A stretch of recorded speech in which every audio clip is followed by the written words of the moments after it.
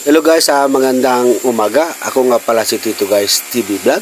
Ayan guys, maggigiba tayo ng pader, pati yung ating kwarto. Ayan, nasa 2nd floor tayo guys. Gigibayin natin. Babaguhin natin kasi luma na yung ating kwarto. Luma na yung mga pader natin dyan. Kailangan natin gibayin as magli-layout tayo dyan ng pamagong kwarto guys. Ayan, gagibayin natin dyan. Nasa 2nd floor tayo. Ayan po si kumpare natin, si Rodel Candelaria.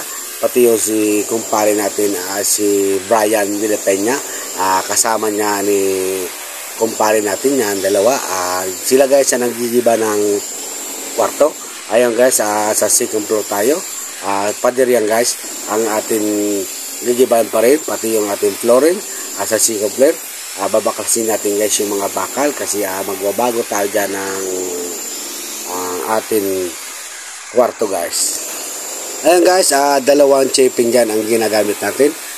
May maliit tayong chipping gun at malaking chipping gun guys, para mabilis guys ang paggigiba ng ating kwarto, pati yung ating pader, pati yung flooring natin guys. Gigibayin natin at babaklasin natin yung mga bakal kasi papalitan natin. Pati guys yung ating electrical, binaklas natin na. Si Tito Guys TV Vlog guys ang nagbaklas ng ating electrical para hindi guys sila makuryente guys sa paggigiba nila ng kwarto. Ayan, ang kwarto guys ni Charin dati guys na Arlen. Tapos babaguhin natin. Ayan guys, maraming salamat sa suporta ng aking vlog sa channel dito po kay Tito Guys TV Vlog.